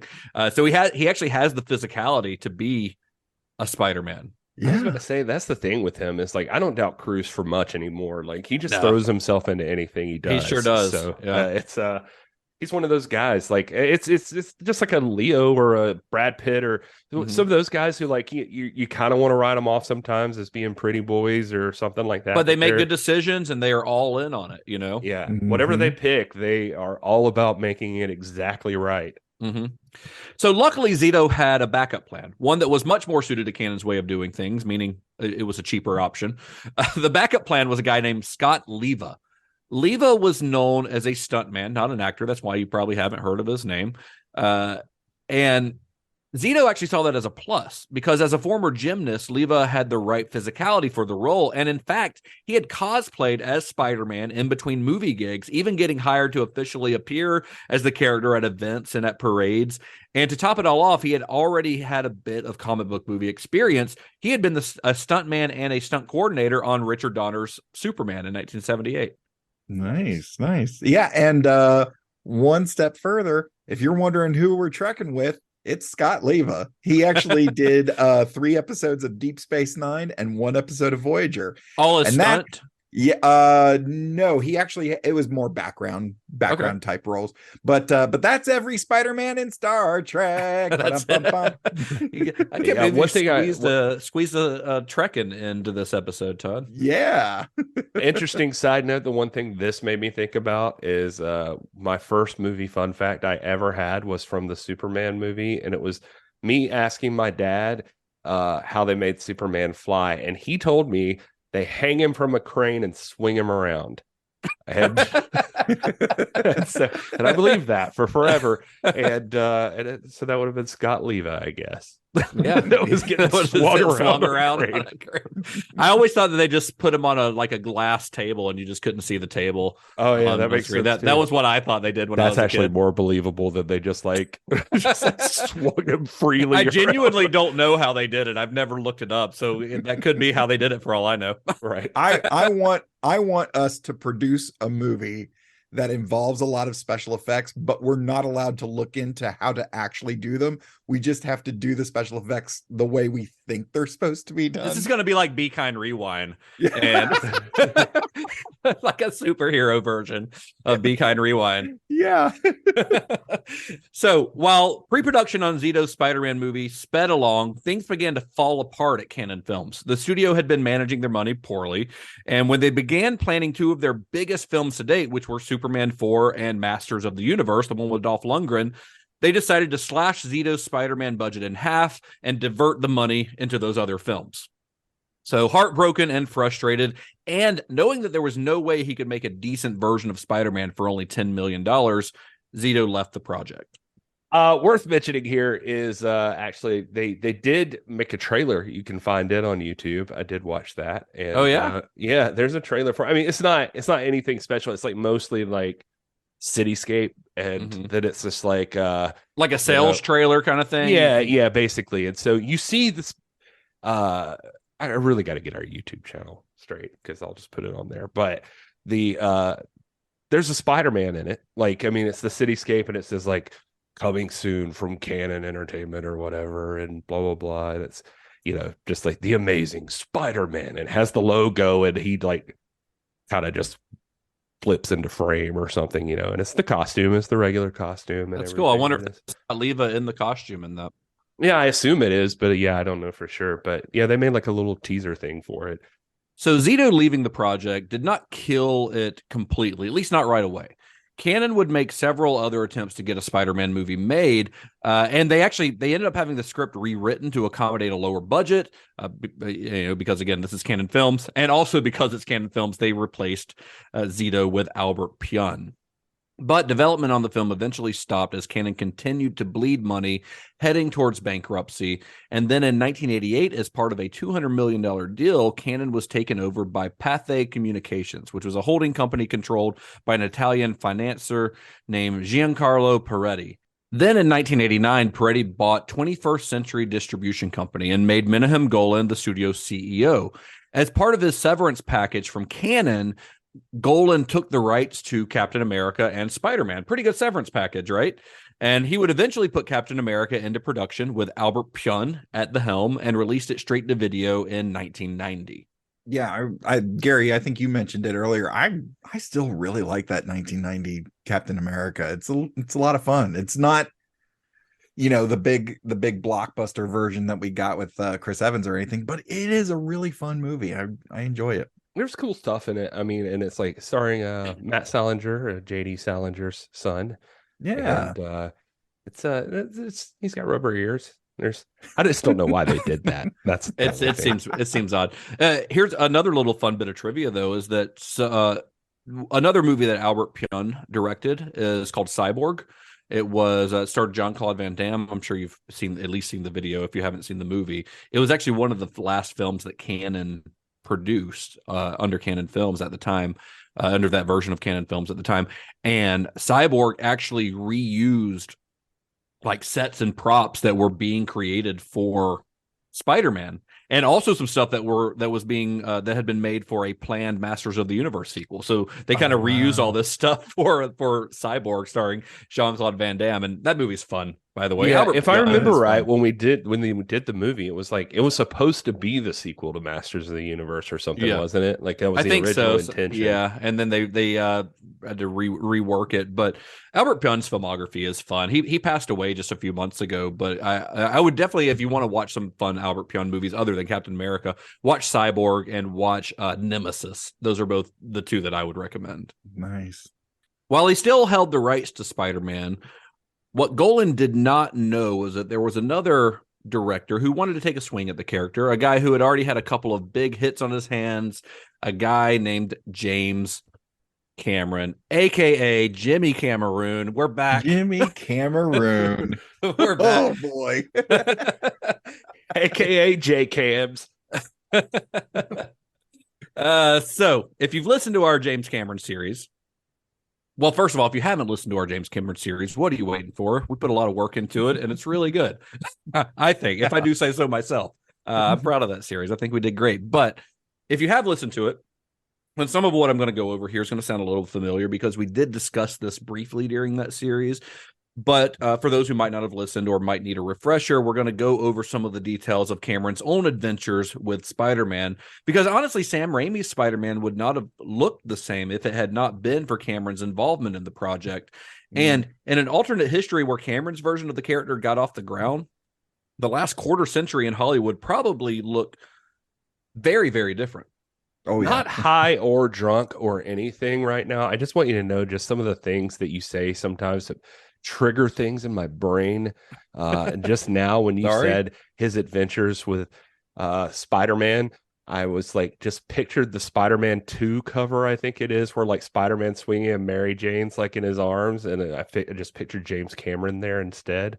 I just pictured the scene from the first Spider-Man where Spider-Man's hanging upside down kissing Mary Jane in the rain. But it's James Cameron. Either way. Instead of Kirsten Dunst. Brilliant. That's a movie we didn't get that we should have. Well, growing up, James Cameron was a huge Spider-Man fan. He loved the comic books. He was an avid comic book reader, and even more so, he was an avid artist. We talked about that a lot during that series. But he would often sketch his own comic book style doodles, and he modeled his drawing style after Steve Ditko's. And then even as an 8th grader, he was so obsessed with Spider-Man that he adopted a rigorous exercise routine in the hopes that he would be able to recreate a physique like Spider-Man's. He even says it. He says it. We didn't call it parkour at the time, but basically what I was doing was parkour, like where he was jumping around off of things on the schoolyard and stuff. Nice. Yeah, To be honest, he does kind of have that physique. Yeah, except he's like 6'5" or something. Oh well, yeah. You could totally picture that Jim Cameron also probably hoped that one day he would invent like web shooters and other shit, that he would just become Spider-Man. Yeah. So it was in the late 80s after he had directed Aliens and The Abyss that Cameron started circling the character. But of course, Canon, they still had the rights, or at least Golan, I guess, still had the rights to the character at this point. To be fair, by the way, I wasn't dissing James Cameron for that. I've often wished I could have become Spider-Man. I wanted my mom to make me the costume when I was a kid. Like, I had never seen myself naked in the mirror before. It was a terrible idea. But anyway, just throwing that out there. Now, Spider-Man was actually not the first Marvel comic character that Cameron attempted to bring to the big screen. Before he was able to get his hands on Spider-Man, Cameron toyed with the idea of producing an adaptation of the X-Men, which Catherine Bigelow, who was his wife at the time, would have directed. That would have been fucking awesome. This was the most frustrating part about these notes of yours. Yeah. Is Like, I saw this and I don't remember us talking about that before. And I was like, James Cameron's X-Men actually makes all the sense. And Catherine Bigelow directing it right on the heels of Point Break. Right. Yes. So you've got Keanu sounds... Reeves could have played Wolverine. Oh my God. Oh, who could Patrick Swayze could have been Cyclops. Or oh my God, totally. Yeah, with the hair. Come on, with that 80s hair, like keep the long hair, have like a very 80s long hair. Cyclops, that would have been great. I'd have been down for that. Man, he just and he's so good with like ensemble cast, it feels like, and like it just feels like the science of the whole thing, or he would have nerded the out. genes, and that would have been all Jim Cameron. Yeah. So Cameron, he's serious about this, and he invited Stan Lee and Chris Claremont, who was writing the X-Men comic books at the time. He invited them to his offices at Lightstorm Entertainment. This is in 1990, and he makes a pitch to them. Now, oddly enough, this is just a fun little tidbit I had to throw in here because I found it really strange. Claremont, when he talks about this in interviews, because I can't believe we're mentioning this guy twice during a Spider-Man episode, but the guy that Claremont pictured as Wolverine was Bob Hoskins. Man, that is strictly the short thing. It's just gonna be short. Yeah, that's all it is. He also pictured Angela Bassett as Storm, which honestly is a pretty great idea. That's there's nothing wrong with that one. But Bob Hoskins is Wolverine. I can see him as Doc Ock, but not necessarily Wolverine. I just don't see that ferocity. Although I don't know, in Hook he's got that. Who knows what could have happened. Anyway, no, this is not the Wolverine podcast. I'm still holding out hope for Tom Hardy or somebody one day. Like I feel like he's short already and like real built. And everyone wants Daniel Radcliffe because he's short, but I keep seeing that, but I just don't picture him doing the angry face so well. I don't know. Yeah. Well, anyway, at one point during this meeting, Stan Lee turns to James Cameron and says, "Hey, I hear you like Spider-Man." And then Cameron's eyes just lit up, and he and Lee just start... Jimmy Cameron, I hear you like Spider-Man. So they start chatting away about Spider-Man. And then so in this meeting, all of these X-Men guys like Chris Claremont, who are like watching this, they're just seeing their dreams of a James Cameron produced X-Men movie just evaporate before their eyes as Jim Cameron and Stan Lee are just like geeking out over Spider-Man. Oh. But it was never going to be easy for James Cameron to make his own Spider-Man movie. The rights to the character were at this point pretty complicated, with a lot of different parties claiming the rights to the character. And then Cameron managed to get another studio involved, and that was Carol Co. Pictures. Carol Co., we talked about them a lot during that James Cameron series, but they had made their name and reputation on the Rambo films. And as listeners might remember, James Cameron had written the script for Rambo 2, First Blood 2. Cameron had a pretty good relationship with the studio, and Carol Co. they'd end up getting the rights to The Terminator. That was very complicated too. And that would ultimately lead to Cameron's own Terminator 2, which became, like the highest grossing movie of all time. So they wanted a good relationship with James Cameron, obviously, and they did. They basically bought the rights to Spider-Man because they wanted to make James Cameron happy, and they purchased the rights to Spider-Man for $5 million. Now, you might be asking yourself at this point, what about the Canon guys, or what about Golan and Globus? I thought that they owned the rights to it. Well, this may come as a surprise, but Menahem Golan was not managing 21st century distribution very well, and the studio needed some money. So, as a way to get some fast cash, Golan split the rights to Spider-Man between 3 different companies. Television rights to the character went to Viacom. Home video rights went to Columbia Pictures, and then finally, theatrical rights went to Carolco. So, different people own different versions of this character depending on where it's being released. Wow. But once this happened, Cameron immediately jumped into the project headfirst. When he wrote his own treatment for the film, he mostly stayed true to the comics, using the general blueprint from that Ted Newsom and John Brancato script from a few years earlier, the one with David Letterman's stupid human tricks in it. Yeah. It had this script this treatment that James Cameron wrote had all of the familiar trademarks of the character, the radioactive spider bite. Mary Jane Watson was there, Aunt May and Uncle Ben, but Cameron also wanted to ground the story in reality. So kind of taking a cue from the comics, he wanted his Spider-Man to feel like he was in the real world, not in some heightened comic book universe. Cameron's biggest departure from the source material was in the way that Peter creates his webbing. In the comics, Peter Parker, who's, a nerd, he's a science whiz, he creates these mechanical web shooters that are worn on his wrists. But in Cameron's script, he describes, this is a quote from his treatment, a dark shape the size and color of a rose thorn that emerges from Peter's skin, and that's where these organic webs come from. Now, does that sound familiar to you guys? Yeah, it sounds vaguely familiar for sure.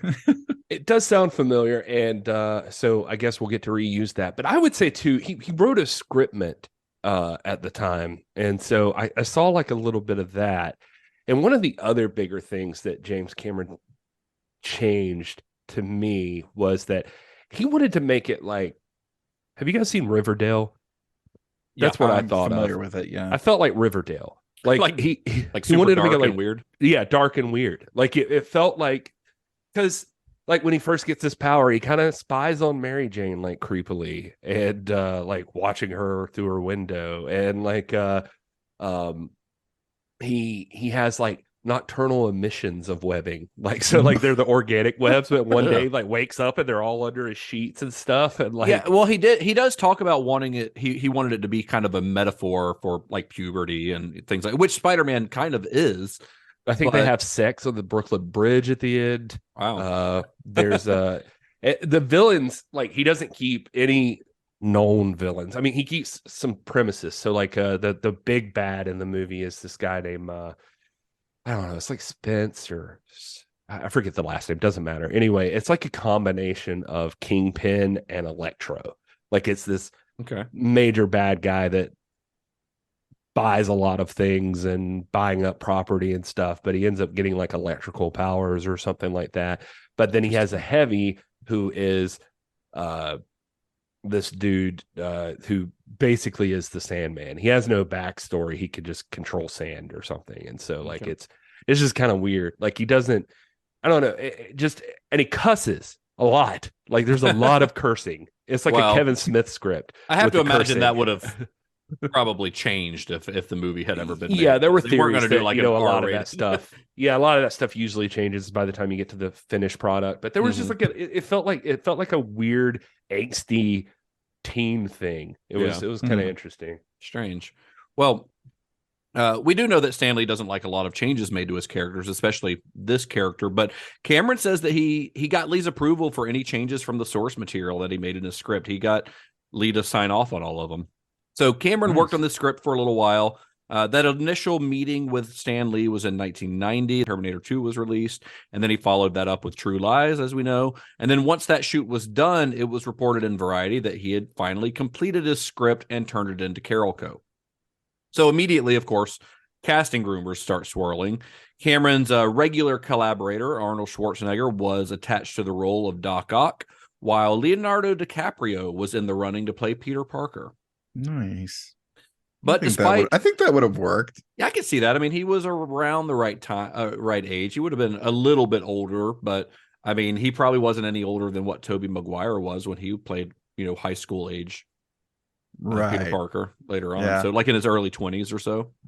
But despite a solid script, an A-list director, and support from the guy who created the character, this version of Spider-Man never got off the ground either, thanks to the same kind of legal and financial woes that had plagued the character for the past decade. Menahem Golan filed a lawsuit against Carol Co. in 1993 over his producing credits on the film, mainly because he thought the execs were trying to squeeze him out. And then elsewhere, Carol Co. was suing Viacom and Columbia in an attempt to get the rights to the home video and television rights to the character, which prompted countersuits from Viacom and Columbia. Ugh. Yeah, So- there was supposedly like a phone call from Carol Co. like legit where they called Menahem Golan and asked them to just not put their names on the thing. Like Oh, they thought wow. it would impact something. Like I read some article that was talking about that they like literally just asked them like, hey, we don't want to use your names on this. Can we just not use your names? Yeah, they probably didn't want the stigma that was, because he produced all these little low budget B movies and they were trying to make a big budget Hollywood movie. So I kind of get that, honestly. Yeah. But then came the final blow. Golan's 21st Century, they were on the verge of bankruptcy. There's so much bankruptcy talk during this episode. And then Which is kind of appropriate for Peter Parker. right, yeah. He's And always Marvel, worried let's about be money. honest. But Imitating life. in 1995, 21st Century sold its film library to MGM Studios, which included all current drafts and completed versions of Spider-Man screenplays. So anything that had been done now belonged to MGM, at least temporarily. For a little while, MGM owned the rights to the character. And then at the same time, Carol Co. filed for bankruptcy thanks to the failure of Rennie Harlin's Cutthroat Island, which lost the studio about $147 million. Good God. Yeah. That's a story for one day. It sure is, yeah. So in steps 20th Century Fox, who, they had distributed Aliens, The Abyss, and True Lies for James Cameron. And the studio claimed that Cameron was still under contract with them and that they wanted to be part of whatever his next project might be. They wanted to be in the James Cameron business. And they were saying, hey, you're legally under contract to work with us. So naturally, Cameron tried to persuade Fox to bid on Spider-Man so that he could complete his script and make that movie. But Fox's CEO, Peter Chernin, he wouldn't go for it. He didn't want to get entangled in the legal web surrounding the character. I see what you did there. I see. Yeah. Of course, as we know, Cameron's relationship with Fox did continue. And when Spider-Man didn't work out, Cameron moved on to another little project that he had his eyes on called Titanic. Oh, I've heard of that. Which went nowhere. Now, okay, in true Marvel fashion, I'm going to play a little game of what if. Ooh. So what if Fox had said no and had signed on to make Cameron Spider-Man? If that happens, then the entire course of Hollywood history from that point on looks different, right? Maybe Titanic never happens, or at the very least, it happens later, at which point Leonardo DiCaprio and Kate Winslet have probably aged out of the roles and never starred in the film. If that had never happened, then what do Leo and Kate's careers look like? Does Leo still become as big of a star without Titanic? Does Kate Winslet continue to just do these like little period dramas that she had been doing before that movie? Maybe that was Mary Jane and Leo was Peter. It could have been, but you could argue that Leo, if he had been cast as Peter Parker, he could have still been a big star, but who's to say that he would have landed or even wanted that role? He didn't really even want the role in Titanic. So it would be hard to see him wanting a role in a big superhero comic book movie. It's because if you listen to our Titanic series, you know that Leo at the time was a little shit. Yeah. So then, if he hadn't made Titanic, what does James Cameron's career look like? Does he ever become the underwater explorer that he would become as a result of the deep sea dives that he took on that film? And would the technology that was created for those dives have ever existed? Would the 3D cameras that he helped to create for his Deep Sea Challenge documentary have ever been made? And would the motion capture technology that he utilized on Titanic have ever been perfected? And if either one of those things happens, then does Avatar never exist? And if Avatar never exists, then I never get to eat cheeseburger pods at Satuli Cantina Animal Kingdom. Yep. Nice. I think the bigger question, like with that's some most good facting there, Justin. I think the biggest thing we should always keep in mind for What If is the most important question of all. How does this affect Vin Diesel? That's true Hollywood history. That's what you need to know. I'm more hung up on the fact that if we made a good enough living off of this, I could have the time to actually do a segment each week on how does this affect Vin Diesel. Oh man, who would you cast Vin Diesel as in a Spider-Man movie, Gary? In a Spider-Man movie? Mm-hmm. Oh, I mean, the easy answer is there is a Marvel character called Tombstone. I ran into him in the video game, but he would be perfect, like kind of a buff, like his skin's indestructible kind of thing, and he just a gruff villain guy, just a heavy kind of dude. But I don't know, Vin Diesel would probably be pretty good at that. But Kingpin. See, I thought Venom. Kingpin. I thought he'd be a good Eddie Brock. Okay, maybe like he could do it. He could do anything. I mean, I was gonna say, he could do anything. So Vin Diesel for Aunt May. I mean, look at Riddick and those glasses. He could be Doc Ock. That's true. Oh, nice. Just depending on what you want to do. So as long as it's all about family, then of course it is. I will say, like, when you go and look at interviews with these guys, the Cameron, like when you talk, there's interviews with Leo where he gets asked about the Spider-Man thing, and he says like, it wasn't really a thing. Like he plays it off. He says like he's like, I saw like a script, but he's like, I was never very close to it. And then like Cameron though will say like, it was closer than you realize it was. Yeah, I mean, they probably never got so far along to where they were in active talks with Leo because they never got that far along in the process. Right. But, all right, so if you're following the timeline, that you know that we're getting pretty close to around the time when Sam Raimi joins the story. But there is one more very important character in the story that we have to talk about, and that's Avi Arad. Because Arad is ultimately the guy who gets Spider-Man in front of moviegoers. So Avi Arad, I'm sure if you've seen the Spider-Man movies, you've seen his name all over them. It's everywhere. But he is an Israeli businessman who moved to the U.S. in 1970 to pursue an education. And while his story is fascinating, everything from the beginning, he was in the Israeli Defense Forces. Like his story is wild. Jeez. But we don't have time to get into all that. So for the sake of our narrative here, we're going to skip forward to a few years to 1993, because that's when his fateful partnership with another Israeli businessman, a business tycoon named Ike Perlmutter, or Perlmutter, I think it's Perlmutter, when that relationship began. So Perlmutter was a shrewd and successful businessman who had made his fortune in corporate closeouts, basically meaning buying up failing companies and then liquidating their assets. So in 1990, he purchased a fledgling toy manufacturer called Toy Biz after the company had filed for bankruptcy. I remember. Take a shot every time we say bankruptcy during this episode. Yeah. His plan for Toy Biz was the same as for many of the other dying companies that he had purchased. He had just planned on liquidating them. So at the urging of some of his associates, Arad took a meeting with Perlmutter and basically to forge a business partnership. And during this meeting, they're in his office, and Arad sees a Toy Biz catalog kind of sitting on Perlmutter's desk. Starts flipping through it, and while flipping through it, he finds some inspiration. You see, Arad had grown up loving comic books, particularly Marvel comic books, and he had actually spent some time early on in his career designing action figures for Hasbro, Mattel, and Tyco. Nice. So as it turned out, these two passions collided with Toy Biz, because Toy Biz was the company who produced action figures based on Marvel's stable of characters. They were the ones making all the stuff you saw on the shelves in the 80s and early 90s. Nice. So Arad saw potential in Toy Biz and in their connection to Marvel, of course. And it took a bit of convincing, because Perlmutter reportedly didn't have a clue what Marvel was. He's like, what is Marvel? I don't know what this is. But Arad managed to talk him out of liquidating the company. So Perlmutter, being the shrewd businessman that he is, he recognized a big problem in the area of toy manufacturing, making toys. This is probably, honestly, one of the problems that led to Toy Biz's going into bankruptcy to begin with. And that's that a lot of smaller toy companies lost a considerable chunk of their profits because they had to pay licensing and royalty fees to bigger companies like Marvel or Disney. So in 1993, Toy Biz approached Marvel with a new deal.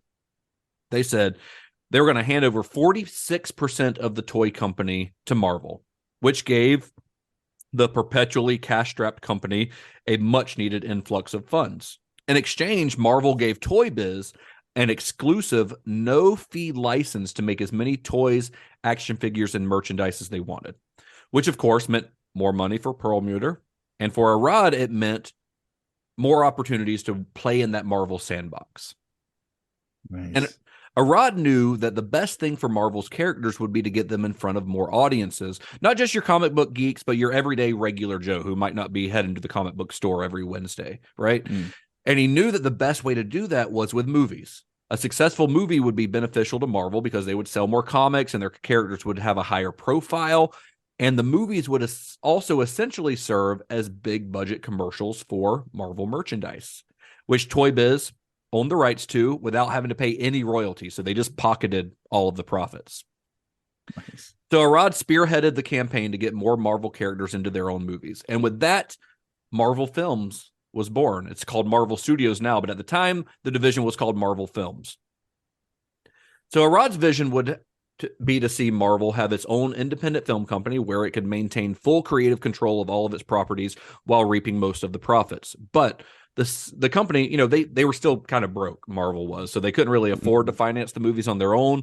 They would need to partner with Hollywood studios for financing in order to kind of get their foot in the door in Hollywood. So Arad starts shopping around, trying to sell the idea of big budget superhero movies to a Hollywood who had very little interest in movies based on comic books, because this is the 90s. Aside from, Batman movies, there really aren't any comic book movies being made, at least not based on characters that are like big names. I mean, you had your Judge Dredds and your Barbed Wires and stuff like that, but nothing like major other than Batman. And of course, by the 1996-97, we know what direction that franchise was going. Yeah. So Arad did initially find some success with a partnership with New Line Cinema, which was a studio best known at the time for producing the Nightmare on Elm Street movies. New Line would go on to produce the first big budget Marvel movie, which was Blade, released in 1998. Yeah. And it seems a little odd to think that we're launching this new endeavor to make big budget Marvel movies by producing a movie starring an R-rated movie, a very gory R-rated movie starring like a D-list character from Marvel's stable of characters. But New Line took the chance, Marvel took the chance, and it paid off. And Blade made over $131 million on a budget of about $55 million. So Hollywood took notice of that. Yeah, and you can also see around this time there were some TV films and a couple of other smaller TV projects, short-lived things that kind of set up the stage for the larger Marvel universe pre-MCU with stuff like Nick Fury, Generation X, and then of course all of that leading to like Bryan Singer's X-Men and all of that stuff. So Justin's going to mention, but I mean, Arad was big on the animated series of Spider-Man that came out during this time, the X-Men series, which was huge for. Well, Marvel Entertainment existed already at this point, and Arad was involved in that. And that Nick Fury movie that you're talking about, the David Hasselhoff one, so that was written by David Goyer, who wrote Blade, and it was originally written as a theatrical release, and then it ended up over a series of for a series of reasons, it ended up getting downgraded to a made-for-TV movie starring David Hasselhoff. But that was originally supposed to be a theatrical release, and David Goyer was this. I mean, David Goyer's been like the go-to comic book guy ever since, really. Yeah, pretty much. So yeah, up next was, you mentioned it, but up next was the X-Men, which was a property that Arad actually had some experience with because he had been the executive producer on the popular X-Men animated series that debuted on Fox in 1992. We all watched that when we were kids. There's a revival coming out, I think, later this year, right? Called like X-Men 97. I think you're right. Yeah. Yeah. Nice. And 20th Century Fox would be the studio to eventually bring the X-Men to cinemas. The Bryan Singer-helmed movie ultimately grossed $296 million at the box office globally, proving that comic book movies had the potential to be hugely successful. So at this point, we know Marvel movies can make money. So it should be pretty easy to get a Spider-Man movie made, right? Well, if we've learned anything during the course of this episode, it's never that simple, not when it comes to this character. See, in the mid-90s, Marvel was struggling financially. They were always kind of struggling financially, and they were riddled with debt. They were suffering through another debilitating bankruptcy. And Arad argued that producing movies based on their properties was really the only way that the company was going to survive. In fact, I've got a quote from him here. He says, "Movies will drive the brand. Movie companies that will make the movies will have to promote Marvel. The movie opens with the Marvel logo. After 2 or 3 movies, Marvel becomes a household name." But in 1996, a court-appointed trustee was ordered to field purchase offers for Marvel. Again, they're going through bankruptcy. So while several entertainment companies, including Sony, worked on plans to acquire Marvel, none of those came to fruition, and Marvel's bankruptcy hearings lasted like 3 years. This is going on for a while. And in the end, Perlmutter and Arad convinced Marvel's lenders to invest in them and allow Toy Biz to assume full control of Marvel. So once they took control in 1998, Arad immediately started trying to partner with a studio to produce a Spider-Man movie. Well, he goes to Paramount, he goes to Sony. He even took a secret meeting with 20th Century Fox since he had just worked with them on the X-Men deal. But Sony in particular had a really good bargaining chip. Remember, as a result of the Menahem Golan selling off the rights to Spider-Man, Sony actually owned the home video rights. It was Columbia Pictures when those rights were sold, but Columbia and Sony are the same company. So they're two arms of the same company. So Sony actually owns the home video rights to Spider-Man already. So without those rights, basically what they told Arad was, without those rights, Marvel Films is going to lose out on a significant amount of money that came from home video sales, from VHS sales. So Sony approached Perlmutter and Arad with a pitch. They said, hey, you should just sell Spider-Man to us outright so that we just own the rights to Spider-Man theatrical and home video. And to Sony's shock, Arad and Perlmutter actually offered them even more than that. They offered to sell every single available character that they had to Sony for a total sum of $25 million. Now think about this. They couldn't sell the X-Men or Fantastic Four or the Hulk because those had already been licensed to other companies. Right? But every other character was on the table. Iron Man, Captain America, Black Panther, Thor, Ant-Man, the Guardians of the Galaxy, all of them. $25 million. And Marvel Films offered all of these characters for one lump sum because they needed the money to get out of bankruptcy. Yeah. And Sony turned them down because the executives at Sony thought that none of the other characters had any value. They didn't see any potential in any of these other characters. They only wanted Spider-Man. So eventually a deal was made and Sony purchased the rights to Spider-Man for only $10 million. Wow. Which, yeah, $10 million is a lot of money, but that character has gone on to make billions and billions of dollars since then. Yeah. So, but I mean, and think of the other characters that they left on the table and how many billions of dollars that Sony left on the table with that deal. Oh yeah, jeez. I mean, depending on, just assume, I mean, if that they know what to do with them. I mean, I guess Sony manages it with Spider-Man, so I guess I can't shit on Sony, but it wouldn't be what we know now with those characters, it seems like. Well, here's the thing. Here's an interesting thing, is that on the X-Men movie, there was a guy that was working as like an assistant producer or something on X-Men, right, under Fox. And when Arad worked with this guy, and he liked him a lot. And he actually asked the producers that this guy was working under on X-Men, he's like, hey, I want to see if he can come work for us over at Marvel Films. And they agreed. They're like, yeah, he's a great dude. I think he would do good work over there. And they let him out of his contract. He goes to work for Avi Arad at Marvel Films. And that guy was Kevin Feige. Oh, of course. Nice. So it's still possible that had this happened and Sony had bought all these, if they're still working with Marvel Films, Kevin Feige's still there. Wow. Interesting. Yeah. So with this deal's done $10 million. And with that, Spider-Man finally had a home in Hollywood. And in 2002, under the guidance of director Sam Raimi, audiences would finally, after all of this, after decades, would finally get to see the web slinger in action on the big screen. And that's what we'll pick up next week as we discuss the story behind Sam Raimi's Spider-Man. Spoiler alert, Sony goes bankrupt. It never happens.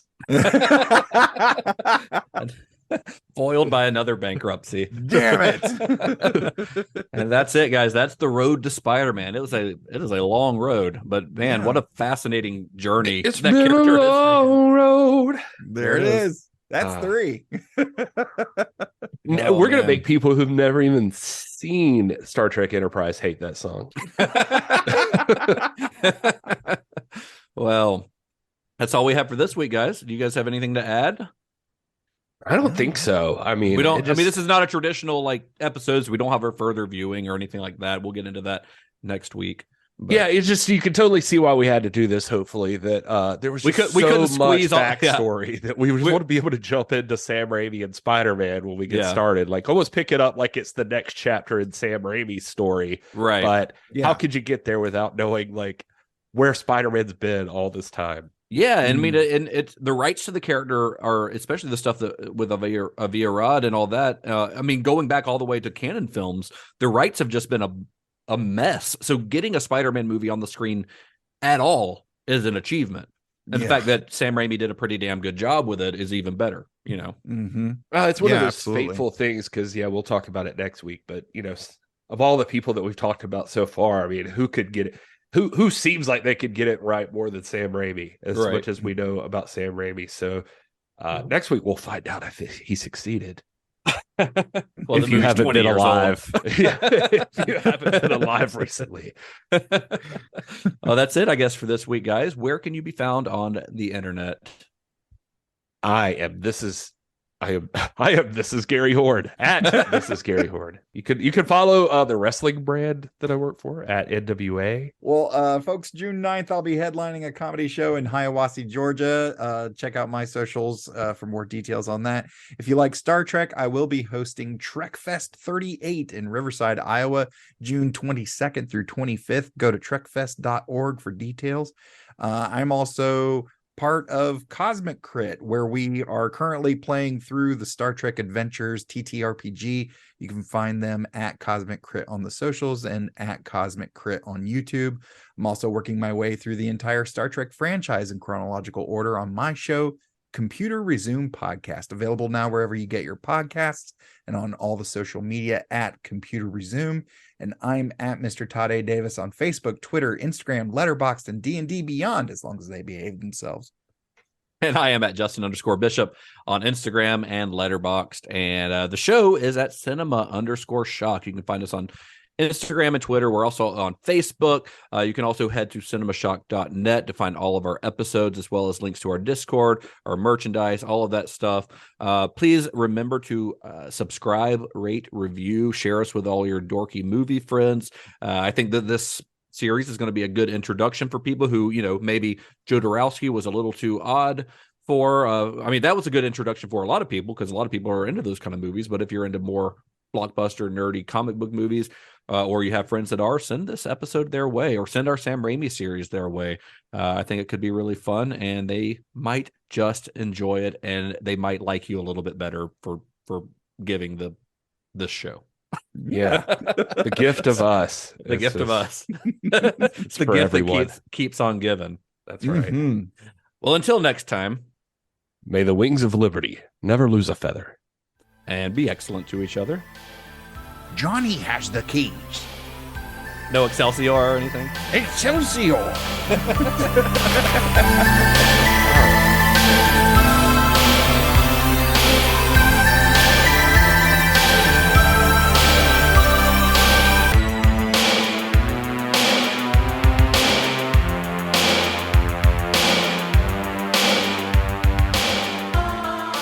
Sorry, I keep having to pause to sniff because you a bitch. Because I'm a bitch. Only bitches have allergies.